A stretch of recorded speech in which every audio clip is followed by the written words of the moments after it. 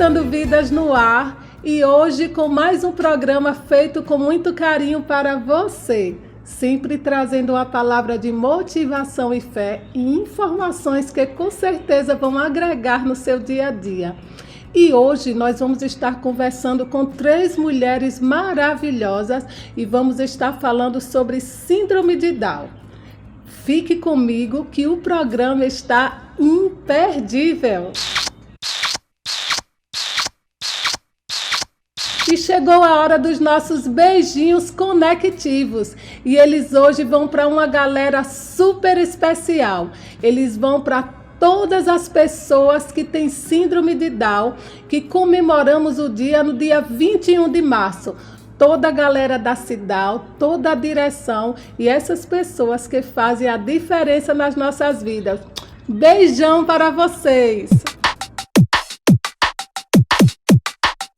E chegou a hora do nosso momento da dica. E a dica de hoje é com o professor Rafael Cruz e Meg Ramos. Eles estão organizando a vivência A Cabana, o despertar da inteligência espiritual. Será no dia 20 de abril, a partir das 20 horas até as 7 horas da manhã. Vale a pena participar. Maiores informações você liga para 9179-1884.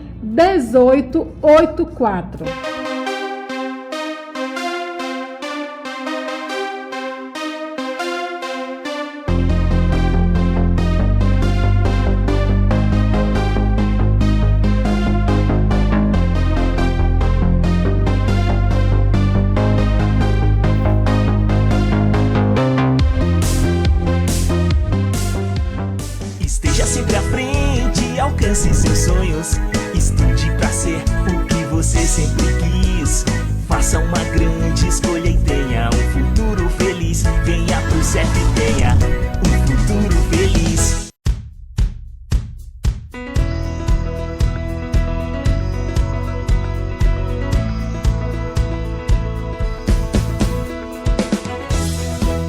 E agora sim, estamos de volta e vamos conversar com 3 mulheres maravilhosas que estão aqui conosco. Temos a Natália Magalhães, ela é estudante de fotografia e já vai falar um pouquinho disso com a gente. Sueli Magalhães, que é mãe de Natália e é professora e presidente da Cidal. E Sheila Cristine, que é mãe de Heitor e é advogada e ela levanta a bandeira das pessoas com deficiência.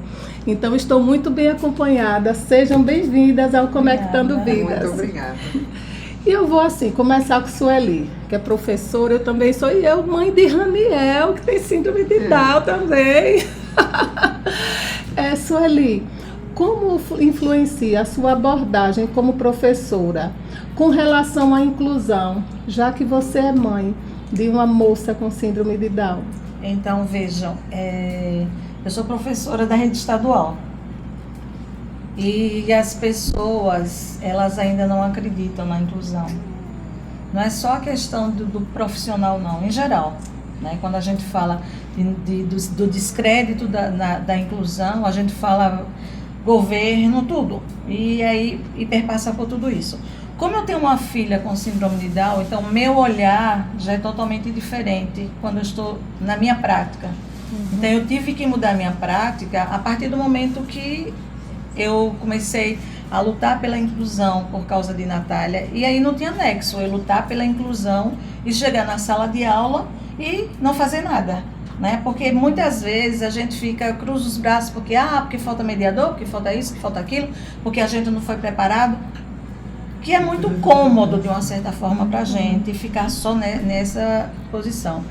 Então, veja, eu estou em sala de aula no estado, tenho 3 alunos com deficiência, 4 alunos com deficiência, 3 autistas, em turmas diferentes, mas são autistas, e autistas com comorbidades diferentes. Então, 2 leem, 2 já são alfabetizados, são do 9º ano, no 8º ano, mas além do autismo tem outras comorbidades, ainda não foi alfabetizado, e eu preparo o material, não porque é a melhor, não é isso, mas é porque eu aprendi com a minha filha, com a militância que eu tenho como ativista da inclusão, que a gente tem que olhar o aluno além da deficiência.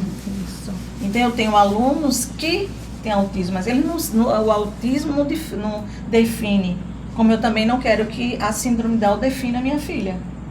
Então, essa faz a diferença a partir do momento em que você se coloca assim, olha, apesar de todos os problemas, apesar de não ter mediador suficiente, apesar da gente não ter curso de capacitação, os cursos que eu fiz foi por causa da minha filha, que eu precisava aprender como ela aprende, aí fui fazer psicopedagogia, né, para poder auxiliar, para poder exigir, porque você só pode exigir a partir do momento que você conhece, você tem conhecimento. E aí você, olha, a adaptação não está sendo feita dessa maneira, da maneira correta.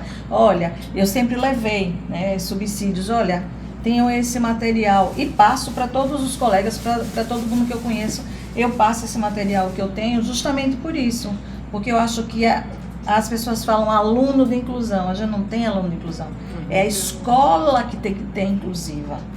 Uhum. E a nossa escola, infelizmente, particular, estadual, municipal, ela ainda não é inclusiva. Por quê? Ela só vai ser inclusiva quando ela aceitar todos os alunos, independente da deficiência ou não, e modificar a maneira como é passada a aula. Agora, isso também E a eu metodologia creio usada. que como pedagoga que sou, né? Que falta também ajuda, né? Também, conhecimento, porque assim, hoje nas escolas onde eu trabalho tem vários. Então você vê uma professora em sala de aula com 5, 6 com deficiências diferentes sozinha. É. E aí a gente vê que falta o poder público também entrar com a parte dele, não é? Porque a mãe dos outros querem resultado, nós também queremos, e fica esse professor. Então, assim, realmente é complicado. Mas Sueli teve uma fala interessante, precisa se querer, né? Precisa querer fazer alguma coisa e aceitar essa ajuda, não é, da mãe, porque é interessante que nós como mãe não só estejamos na escola só para cobrar, mas para dizer, olha, eu estou aqui, né, apresento isso, eu posso ajudar nisso, para que também dê uma luz ao professor, né, que é necessário. A gente precisa lembrar que a gente nossos filhos não vieram com manual de instrução. Isso. E nós quando eles nasceram, a gente não sabia de tudo. Então, muitas vezes a escola que a gente escolhe para os nossos filhos, os professores ali também não tinham esse contato, não têm esse conhecimento. Isso. E eu parto sempre do princípio que é uma troca, né? Tá precisando de quê? Tá precisando de orientação. E sempre quando há essa disponibilidade, essa disposição da família para a escola, as coisas fluem melhor. A gente com precisa entender certeza. que, infelizmente, na formação, e vocês como pedagogas sabem disso, na formação isso não foi... Não funciona. Os profissionais não são continua. preparados. O pior é que Então continua. a gente Continua. precisa passar É. aquele pouquinho que a gente já aprendeu para poder mais pessoas se Terem prepararem, acesso, né? Quando Natália foi ser alfabetizada, quando ela entrou na escola, ela foi a primeira. Então ela tem assim, sendo pioneiras, né? Elas têm umas lutas e ela vai enfrentando por ela mesma. Então ela foi a primeira pessoa com síndrome Down a participar de um campeonato de basquete. Foi por ela, méritos dela, né? E assim, quando ela entrou na escola, era a primeira. A escola não estava preparada. Mas eu peguei um manual que foi feito pelo governo britânico, que eu consegui traduzido, e fiz uma cópia para todos os professores, para a equipe da direção, e entreguei. De Natália para, aí colocava o nome do professor, dando as estratégias, pelo menos a mínima estratégia, olha, sentar na frente. Por que vai sentar na frente? Porque eles têm problema muitas vezes de audição, eles precisam de uma atenção. Então, olha, eles não aprendem se você ficar B com A, Bá, Lê com A, Lá, junte. Eles não vão conseguir fazer isso. Então, essas dicas eu passei. Depois ela trocou de escola, foi para outra, e a coordenadora disse, olha, nós também não sabemos, nós nunca fizemos adaptação, mas ela é a primeira aluna da sala, e tinha um seminário. Eu digo, olha, vocês confiam que eu faça adaptação desse seminário, e depois eu venho e falo como é que deve ser feito. Eu fiz a primeira adaptação e depois eles foram fazendo. Né? Então, é um aprendizado. É um aprendizado. É uma troca. Né? E assim, Uma troca. quando você fala em inclusão, na LBI, tudo, na questão da educação, tá lá o tripé. Família, escola e equipe que trabalha com ela. Com Né? certeza. Então não Precisa tem ter como a escola sozinha abarcar sozinha. tudo, nem a família sozinha abarcar tudo. Tem que unir. Sheila, e você? Eu conheci Sheila, né, quando meu filho nasceu, já tem 12 anos, né, que me apresentou esse mundo, né, da síndrome de Down, e estamos aí nessa caminhada. Você era biomédica, né? Era biomédica Ainda quando eu sou. a conheci, mas trabalhava, né? E aí hoje eu conheço Sheila como advogada e está na causa principalmente das pessoas com deficiência. Eu sou advogada especialista em Especialista. direito para pessoas com deficiência. Aí eu tenho uma pergunta a fazer. O fato de você ser mãe de Heitor fez com que você fizesse essa transição? Com certeza. Por quê? Vamos lá. Começou. Meu pai é formado em direito, é só bacharel, ele não é advogado. E eu tenho alguns advogados na família. Depois que Heitor nasceu, eu comecei a frequentar as terapias, como nós sabemos, e ali na sala de espera da terapia dos nossos filhos, que é a nossa terapia, que a gente fica naquele bate-papo com mães. Aí a gente começou, nós mães começamos a entender, você sabia que tem direito a fazer aquele cartão de estacionamento para botar vaga o carro na vaga especial? Você sabia que tem direito à carteirinha de ônibus? E aí a gente começa a entender alguns direitos. E eu sempre não. Depois que eu me formei em biomedicina, eu virei estudiosa. E óbvio que, assim, tudo que envolvia a pessoa com síndrome de Down me interessava. Naquele momento, foi só a síndrome de Down, por causa de Heitor. E aí, tudo que envolvia o assunto síndrome de Down me interessava. E eu comecei a ler. E aí, tudo fazia relação com uma legislação, com um direito. Ele tem direito a isso. Mas por que isso não é praticado? Como, por exemplo, tem uma lei municipal que diz que as pessoas com deficiência, elas têm direito ao acesso gratuito a eventos culturais e de lazer. Então, se eu levasse Heitor num teatro, numa peça de teatro, ou no circo, que é um evento cultural, ele não pagava a entrada. E aí eu ia muitas vezes e queriam cobrar dele. Eu dizia assim, mas tem uma lei que diz que não precisa. E aí eu comecei a fomentar essa ideia em outras mães. E aí eu conheci uma amiga nossa, doutora Ana Galgani, promotora, que foi quem fez o meu acolhimento quando meu filho nasceu. E ela fez assim, você leva jeito, porque você entende mais das leis sobre inclusão do que muitos advogados que eu conheço. E aí começou, né, as mães dizendo, por que você não faz direito? Você devia fazer direito, você devia fazer direito.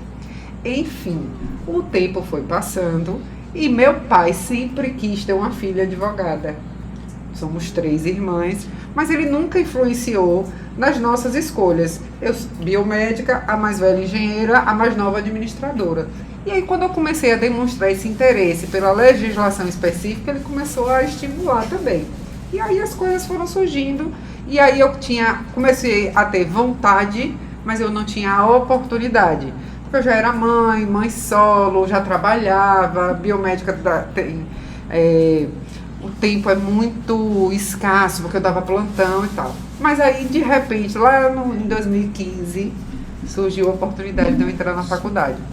Estamos aqui. E eu sempre soube que quando eu entrasse para a faculdade de Direito, que eu me tornasse advogada, eu seria advogada especialista em Direito para pessoas com deficiência. E logo que eu me formei, eu fui logo procurar. E aí eu sou pós-graduada em Acessibilidade, Diversidade e Inclusão.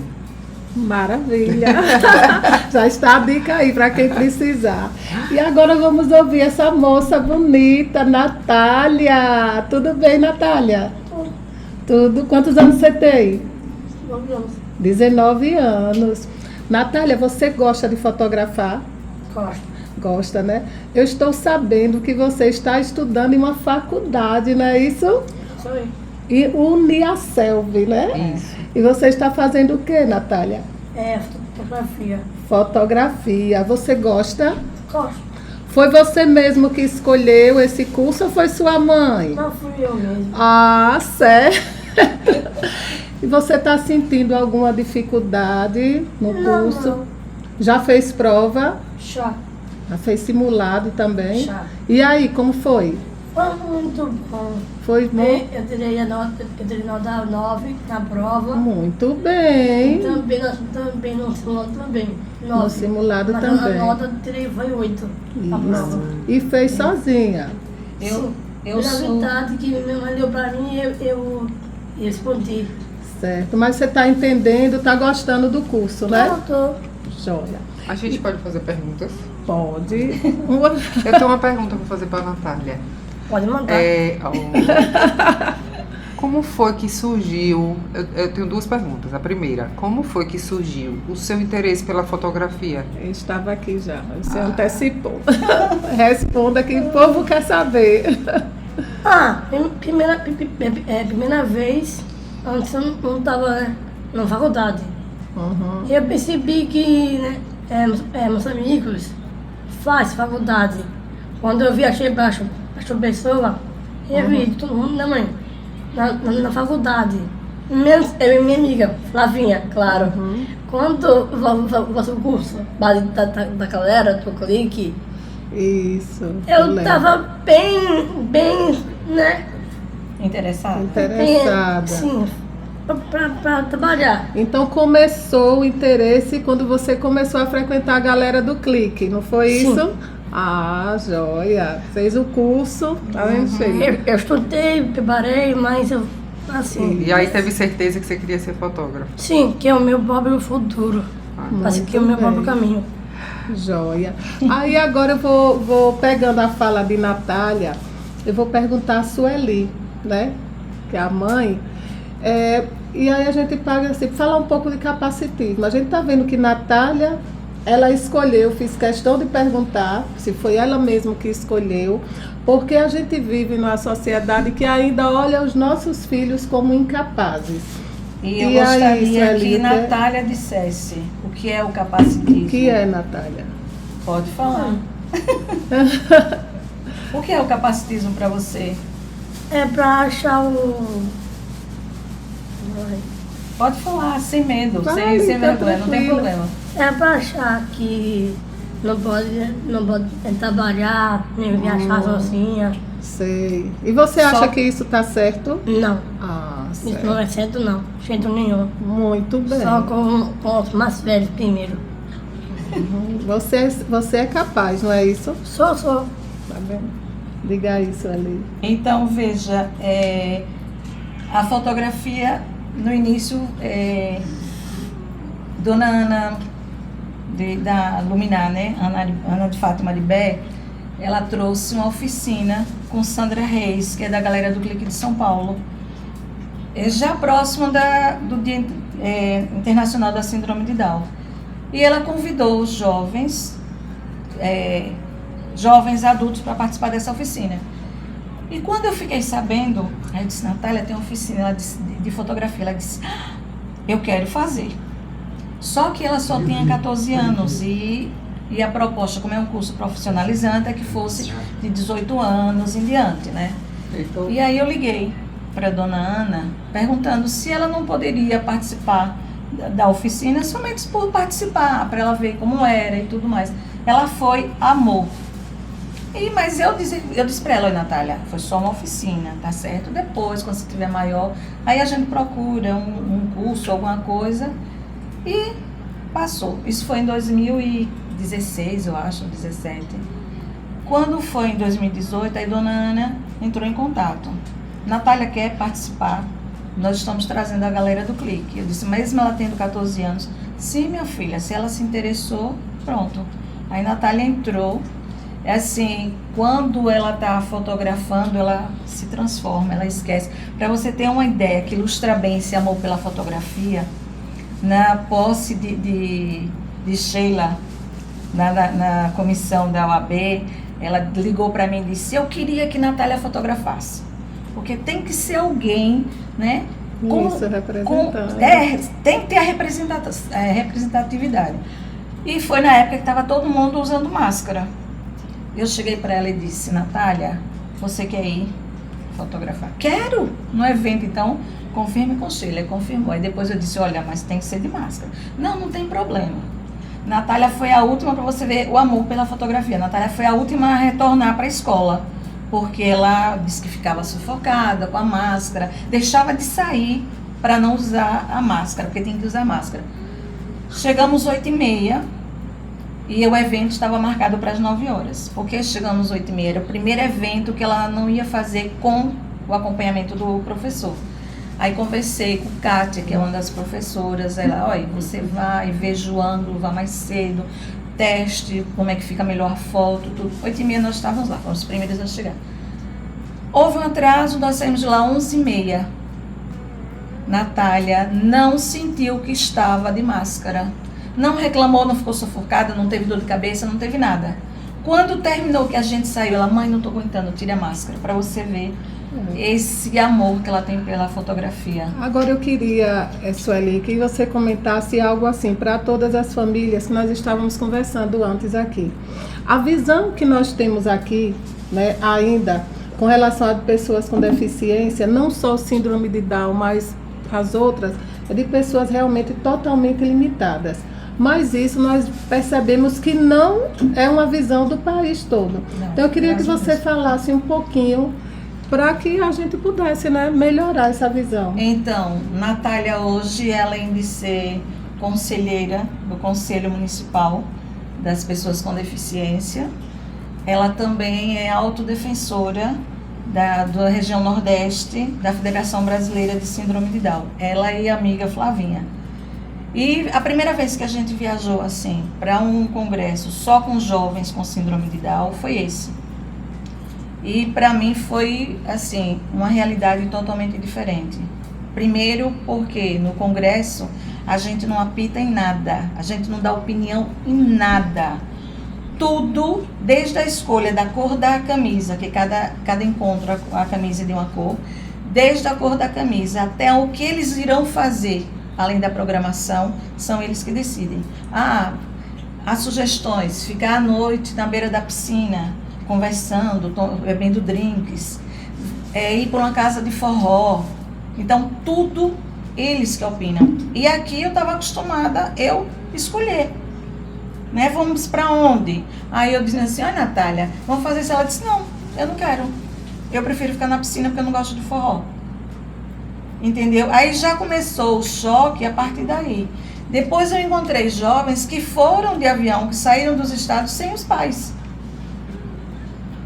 Já é outra. E quando lá eles têm um encontro só os jovens e depois a gente tem um encontro no outro dia com as mães daquele local. E no primeiro foi lá no Rio Grande do Norte e o segundo encontro foi em João Pessoa. E aí você começa a conversar e tudo com uma e com outra das experiências. Só para contar uma experiência, teve um rapaz, Messias, que está no grupo de autodefensoria, que ele foi aprovado em um campeonato de robótica. E o governo deu as passagens de avião, porque a final do campeonato seria no Rio Grande do Sul.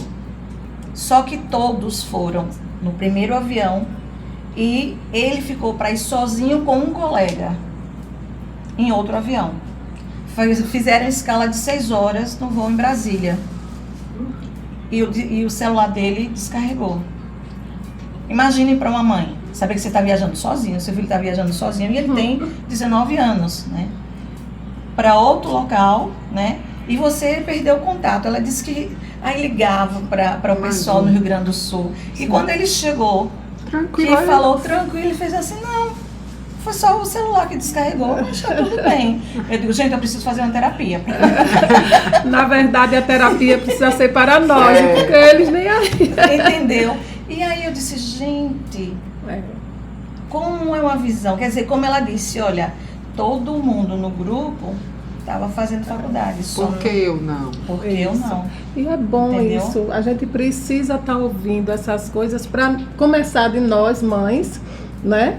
Justamente isso. Permitindo, porque eu falo de mim, né? A gente ainda é muito assim.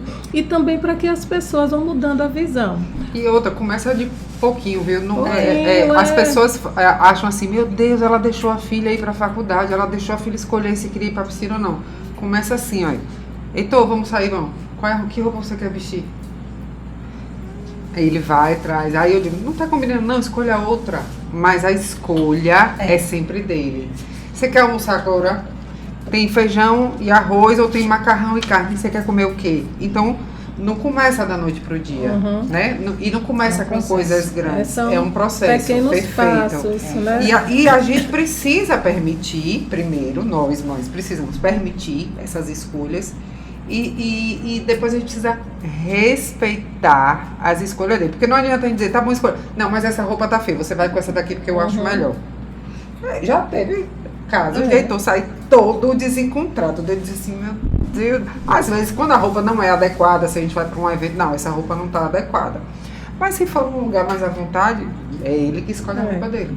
Sheila, e voltando para a área do direito, não é? Você depois, não é, que já conhece muito bem, né, a questão da deficiência, e quais são os problemas mais frequentes que aparecem para você, que as famílias, não só síndrome de Down, mas as famílias que têm pessoas com deficiência enfrentam? Hoje, 90% do meu público, dos meus clientes, ou o meu cliente é uma pessoa com deficiência, ou o familiar dele é uma pessoa com deficiência. Assim, tem top 3.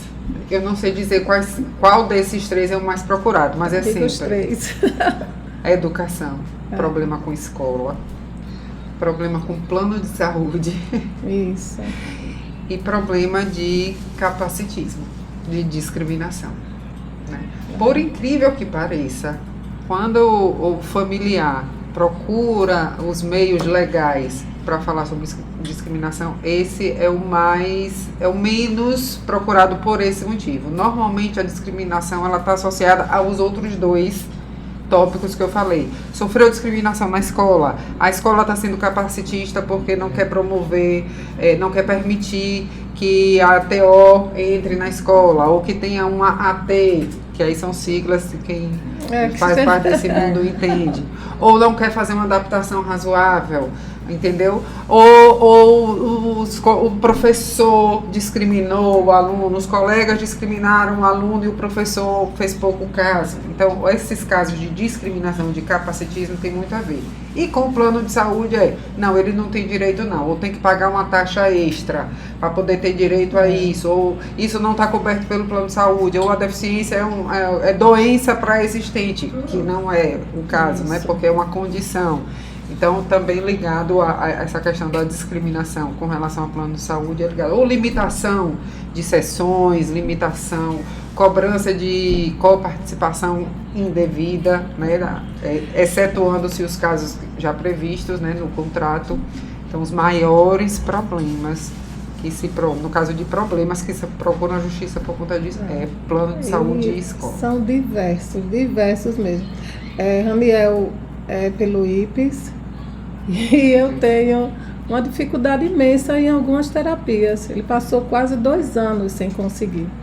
E teve uns 15 dias que eu fui falar com uma pessoa e ela fez assim, mas tenha paciência, tenha paciência. Eu disse, gente, pelo amor de Deus, você tem quantos filhos? Então as pessoas precisam parar com essa fala, porque aí é quando a gente, sabe, fica realmente. Eu vi uma mãe desesperada por falta de neuropediatra, sem ter, e marcavam, e quando foi 7 horas já tinha acabado. Essas coisas que acontecem nos planos de saúde, e né? assim, esquecem o seguinte, tenha paciência. Só que os nossos filhos, eles não param de crescer. Não, justamente. Né? Não então, param. são demandas que eles precisam.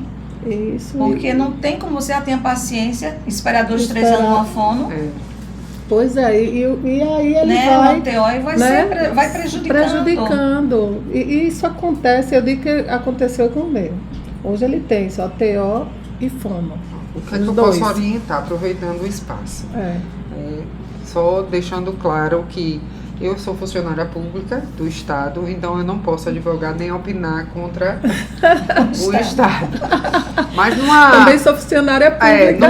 Mas você não é advogada. Mas não posso. Mas pode. Assim, como uma orientação geral, para qualquer plano de saúde, para qualquer situação, independente se é saúde, se é economia, se é uma relação de consumo, se vai numa loja, qualquer coisa.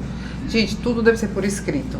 Né? Outro dia, uma uma pessoa me questionou, como é que eu faço isso? Peça por escrito. Eu vou na escola, a escola está dizendo, tinha vaga e agora não tem.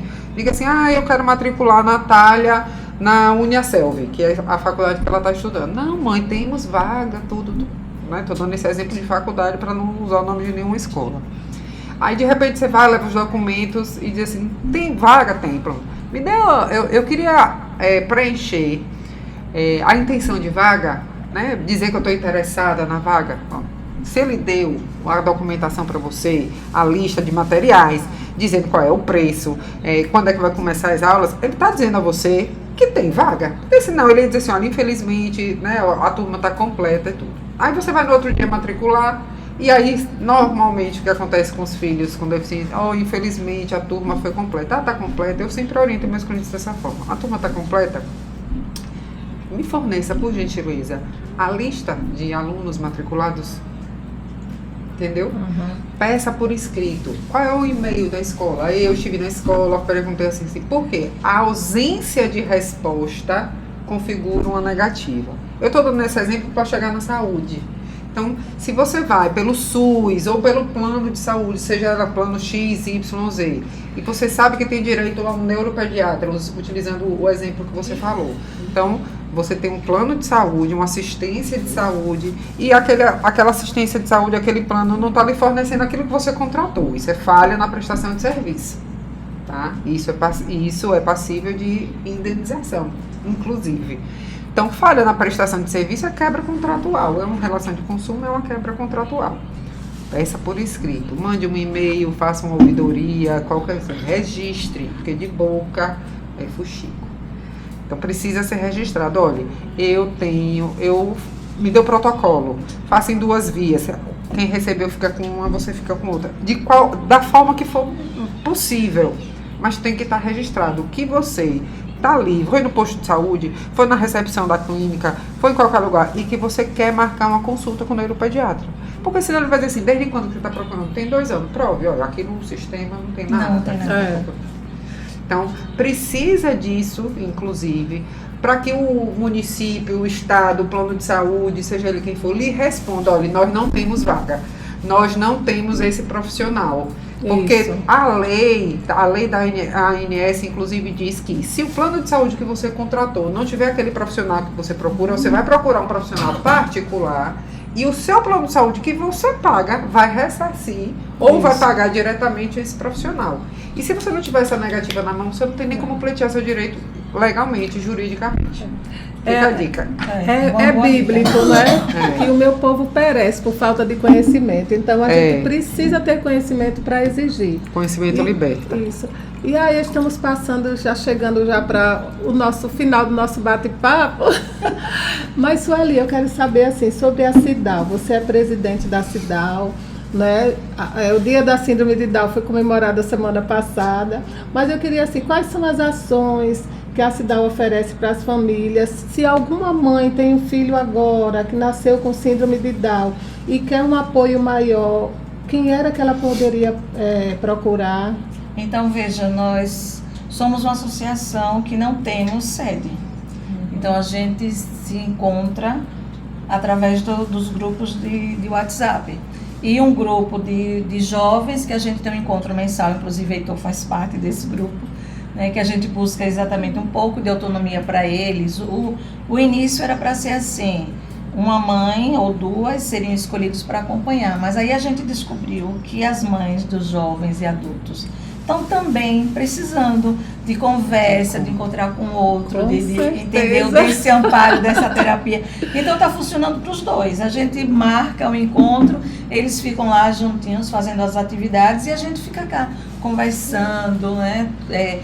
Passando a questão dos problemas que um vivencia, porque tem assim, idades diferentes. Isso. A gente passa a trabalhar com 15 anos em diante, então tem aqueles problemas da adolescência, que todo jovem com síndrome de Down passa, não é diferente. Então, todas aquelas crises existenciais, né, aqueles problemas hormonais, tudo isso. O meu tá né? começando. A questão do corpo, da paquera, de tudo, de se interessar pelo outro, não, tudo isso. E aí a gente começa, usa esse espaço também para a gente conversar né, de trocar figurinha, olha, com o meu foi assim, né, é dessa maneira que eu lidei. Então a gente faz isso. E no grupo a gente também tem essa parte de acolhimento. Assim que a gente sabe, a gente entra em contato, pergunta se alguma pessoa pode visitar, né? Porque a gente tem que primeiro perguntar se a pessoa quer, porque nós já passamos por isso, né? Então é uma fase.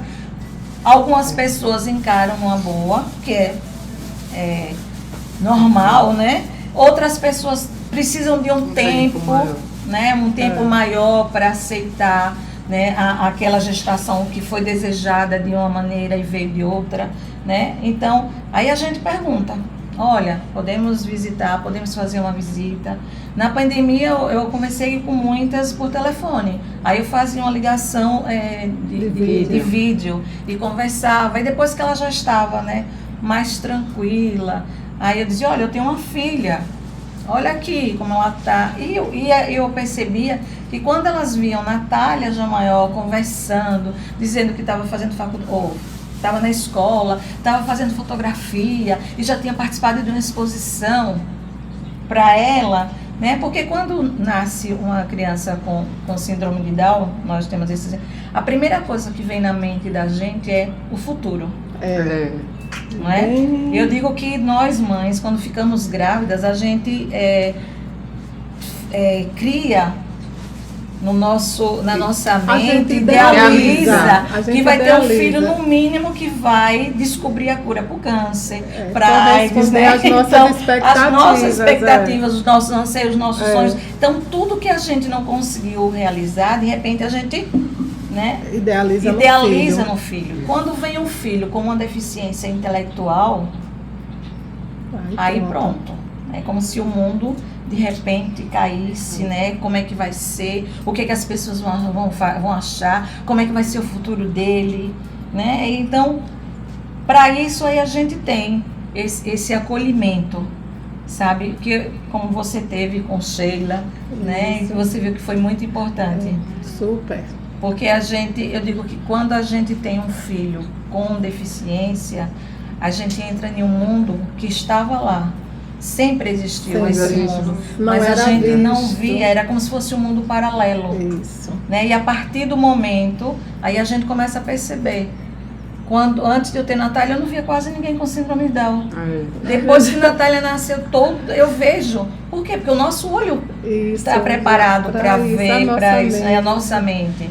Então, o papel fundamental da CIDAL é esse, não é de assistencialismo. Não é da arroz, feijão, não, é de informação. E de vez em quando, a minha formação é o quê? Sou professora, fiz psicopedagogia, então na área de educação ainda, né, posso ajudar. Mas toda vez que vem a questão do direito, eu tenho 2 Googles, que é Ana Galgani e Sheila. Eu ligo para elas assim, você sabe que você é meu Google, não é? Olha, tá para isso. Como é que você me aconselha? E agora me veio, olha, é rapidinho. Mas agora me veio também à mente, né, que nós falamos dos meninos e as mães. Nós precisamos também cuidar da nossa saúde mental. Nós precisamos nos cuidar, porque o que nós estamos vendo, eu venho presenciando, são mães doentes. Pelo excesso do fardo, no sentido assim, não é o filho. As terapias. É o excesso não de tem responsabilidade, não tem com quem fique. E aí eu lembro, e eu não sei se vocês ouviram, quando teve pessoas de chegar assim para mim e falar assim, olha, assim mesmo, olha, Deus só dá um fardo que a gente possa carregar. Tem e aí eu quero saber, de engolir, e aí eu quero saber de vocês duas rapidamente, que é exatamente... o que responder. Essas mães que estão chegando agora, quando alguém fizer uma indagação dessa, não precisa bater. Exato. Eu vou ser breve. Eu já fui muito bruta. Eu já dei respostas que tenho a certeza que hoje eu não dou mais. Entendeu? Então, quando vê assim, ele é doentinho, não estou sabendo que ele está com a garganta inflamada ou que ele está gripado. Não estou sabendo. Ele fala assim, ele é normal, é seu outro filho também. Eu disse, meu outro filho, ele também é normal. Então, tem algumas frases, algumas falas que eu, hoje, com mais tranquilidade, com mais serenidade, eu não gosto de que dizer assim, ele é especial. Eu digo, meu outro filho também é especial. Ah, e seu outro filho é normal? Heitor também é normal. Quando a gente vai num restaurante, por exemplo, hoje em dia acontece bem menos porque ele já está adolescente, mas aconteceu muito da gente ir num restaurante, tá lá, de colocar o prato, os talheres, a taça, e aí o garçom vinha e pegava o prato, deixava o prato, mas pegava os talheres, botava de plástico, tirava a taça, botava de plástico. E no início eu já briguei muito. Por que você está tirando? Ele não vai quebrar não, e não sei o quê.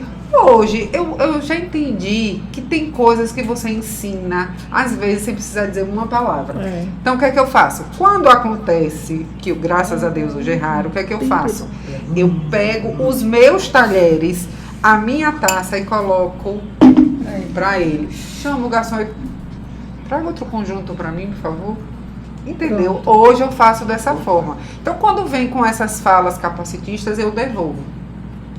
Eu sempre devolvo para o outro, porque ao invés de eu ficar constrangida, o outro, as pessoas me perguntam muito assim, como é o nome dele? Aí eu pergunto para ele, quantos anos ele tem? Pode perguntar para ele que ele responde. Mas assim, sem arrogância, isso. Já fui muito, não sou mais, procuro não ser, né? Que às vezes a gente até porque, percebe. Sheila, eu percebo o seguinte, também as pessoas não têm informação como nós não tínhamos. Pronto, então, assim, Raniel, quando vê alguma coisa diferente aos olhos dele, ele também chama atenção. É curioso. É curioso. Então, assim, a gente precisa também entender o lado das pessoas, não é? Na maneira de vezes, eu acho que até na própria entonação. Isso. Dá para você perceber, né, se está sendo capacitismo ou falta de informação. Isso. Natália, certeza, eu tenho certeza absoluta que na faculdade, nos dias que ela vai para a faculdade, que ela vai fazer prova, tem colegas dela que olham, certamente vão ter colegas que nunca estudaram com uma pessoa com síndrome de Down. Então eles vão olhar. Quando Heitor era menor, por exemplo, Heitor faz fono desde menino. Então a gente ensinou ele a não mastigar com a boca aberta. Ele ainda mastiga, pra você ver como tá com 15 anos. Mas aí eu fico, fecha a boca. Aí ele fecha a boca pra mastigar. Então você imagina isso num restaurante, no shopping, na praça de alimentação. Então os olhares são curiosos. Mas concordando com o que Sueli disse, até os olhares, assim, o olhar de curiosidade é diferente do olhar de repulsa, é diferente do olhar de nojo, é diferente. A pergunta da pessoa, às vezes até a palavra que a pessoa usa ela não é adequada. Ele é doente, então a gente sabe, a gente sente quando a pergunta é por falta de conhecimento de quem está fazendo ou se é por discriminação. A gente sente.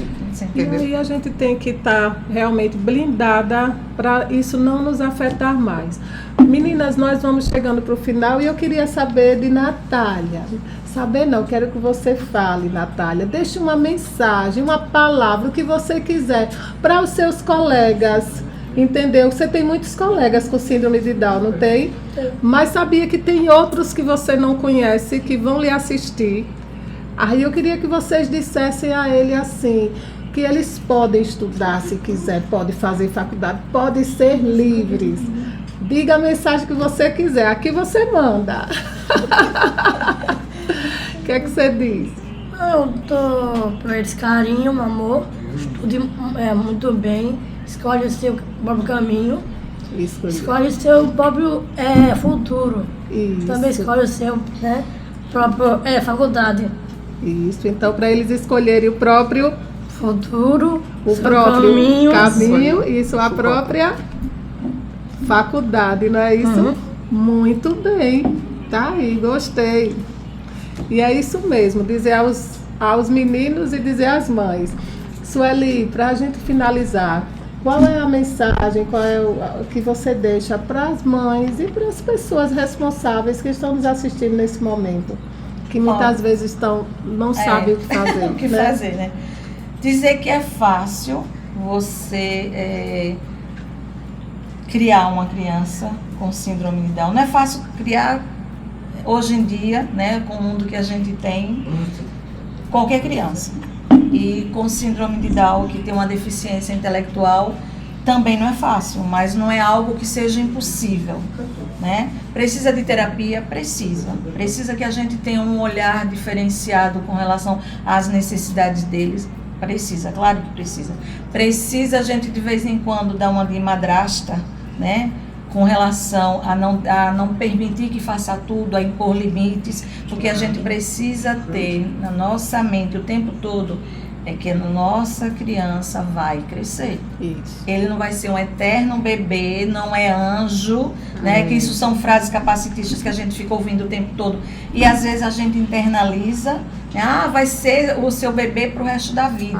É outra coisa que a gente ouve muito. E a gente ouve muito. E a gente precisa colocar isso na nossa mente. Olha, eles vão crescer. Eu respondo assim, cadê seu bebê? Eu digo, não tem bebê mais não, gente, já vai fazer 16, e aí, mas falo com muita tranquilidade, mas sempre digo, não existe mais bebê. Não, então, a gente tem que, já quando ele nasce, a gente já tem que ter essa visão na nossa mente, de que, olha, é difícil, precisa de terapias? Precisa que vá para a escola, precisa igual com os outros, não tem essa história de dizer, não vou levar para a escola, que muitas vezes eles não querem, né? Isso. Nós sabemos disso, né? Acordar acontece. cedo para ir para a escola, aquela rotina diária, muitas vezes eles não querem isso, mas a gente precisa, né? Mesmo quando vão chorando, que usam também, né, da chantagem emocional, mas a gente tem que levar pensando nisso. E uma coisa, a gente não vai viver para a eternidade. Eles vão ficar. A pessoa com síndrome de Down está vivendo muito mais. Antes a perspectiva de vida era 20 anos, 30, agora tem 60, 70, 80 isso. anos. Então a gente precisa. Então o que eu falo com relação a isso? Olha, nós não somos mães especiais, não tem essa história, Deus lhe escolheu porque você é guerreira. Não, é algo para fazer com que a gente não lute pelos nossos direitos, pelo direito dos nossos filhos, achando que não, é tudo. Então, vamos lutar sim, mas o que está no final do túnel é uma luz maravilhosa. Não é mais aquela história de você ter o seu filho e deixar ele em casa. Não. Olha, tem Natália aí que está fazendo faculdade, tem outros jovens, tem Maurício que está terminando o curso no IFES de guia turístico. Então são exemplos, né? Tem Lucas Fernandes que é faixa preta de jiu-jitsu. Então tá vendo que são vários caminhos que eles podem escolher. Então o que eu tenho para dizer é isso, gente, não é algo para a gente ficar chorando eternamente. Não, a gente teve a fase do choro, mas é algo que os nossos filhos estão aí provando para todo mundo que são capazes. Eles se divertem, eles fazem amigos. Então é isso que eu tenho para dizer. Nada daquela ideia de eterno anjo, eterna criança, não, de maneira nenhuma. E Sheila, qual é o recado que deixa para as mães? Deem oportunidade. Permita que seu filho pegue a jarra de suco e coloque o próprio suco no copo. Mas vai derramar? Vai. Não vai derramar a primeira vez, vai derramar a segunda, na terceira vai encher até a boca, depois ele vai achando a medida e a gente tem que estar preparado para isso. Eu dei esse exemplo da jarra porque aconteceu muito comigo. Mas a gente precisa perceber também as limitações. Por exemplo, hoje Heitor se veste sozinho, mas ele não consegue amarrar o cadastro. Então o que é que eu faço? Eu procuro comprar sapatos que não tem cadastro. Por quê? Para ele calçar o sapato dele sozinho, para ele ter autonomia e calçar o sapato dele sozinho. É bem por aí, eu Entendeu? também. Então, assim, permitam, porque senão nós mães, vocês mães que estão ouvindo, a gente não vai descobrir até onde eles podem ir. A gente só vai descobrir se a gente permitir. Isso. E eu sempre digo assim, gente, Deus não dá nada ruim. Os nossos filhos são presentes, né? E a gente precisa aprender a estar lidando com eles dia a dia, porque eu aprendo todos os dias. E eu quero terminar o programa, né, dessa vez, com o coletivo aqui, com os meninos. E se você gostou do programa de hoje, curta, comente e compartilhe para que mais pessoas tenham acesso. E o Conectando Vidas fica por aqui. Um bom final de semana com essa galera linda. Tchau! Tchau!